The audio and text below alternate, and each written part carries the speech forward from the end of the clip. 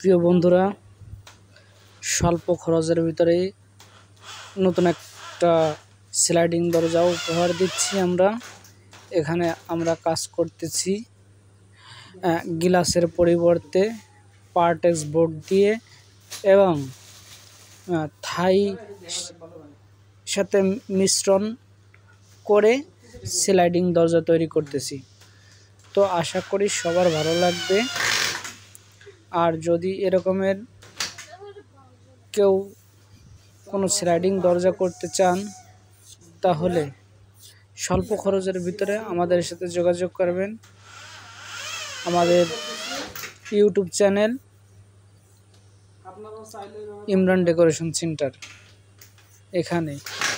এখানে কমেন্টে বিস্তারিত লিখে দিলেই আমরা যোগাযোগ করব এবং আপনাদের ঠিকানা আমাদের ঠিকানা এখানে পেয়ে যাবেন। এবং আমরা কীভাবে কাজ করি দেখেন, কত ইজিলি, টেকসই এবং স্থায়ীভাবে, একদম স্মুথভাবে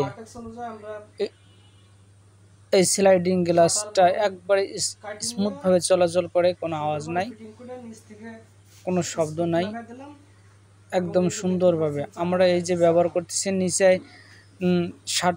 শাটার বটম এবং সাথে ব্যবহার করতেছি নিক্কি কোম্পানির 2টি চাকা। তো দেখতে থাকুন প্রিয় বন্ধুরা আমাদের কাজ। আশা করি আপনাদেরকে মনমুগ্ধভাবে উপহার দিতে পারবো।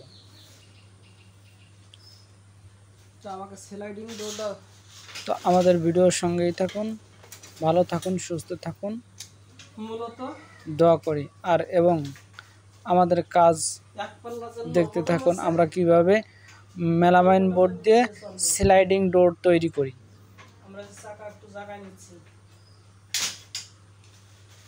যা এর আগে কখনো অন্য কোনো ইন্টেরিয়র মিস্ত্রি বা থাই মিস্ত্রি এরকমের কাজ করে নাই। অল্প সীমিত টাকায় স্লাইডিং দরজা করে নিতে পারেন।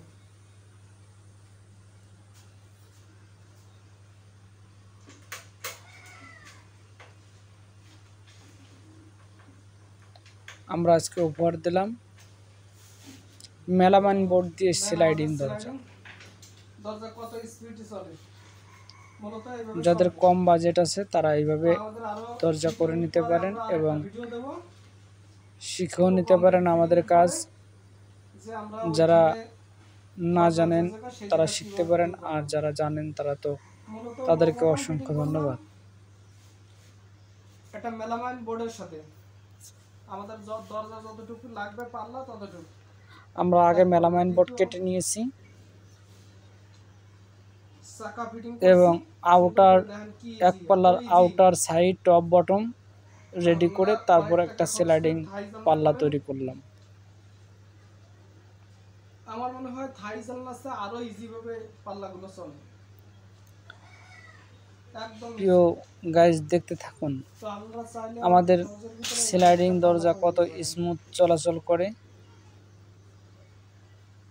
আমার গ্লাসের পাল্লার পরিবর্তে এটা ভাঙার ভয় নাই। গ্লাস তো বারবার ভাঙে চড়ে, খরচও অনেক বেশি। এটা আমরা যারা ঘরের ভিতরে একদম কম খরচে অনেক সুন্দর স্লাইডিং জন্য যাদের প্রয়োজন তারা এইভাবে ডোর কম খরচে একটা ফিটিং দরজা করে নিতে পারেন। আচ্ছা, কয় মিনিট হয়েছে?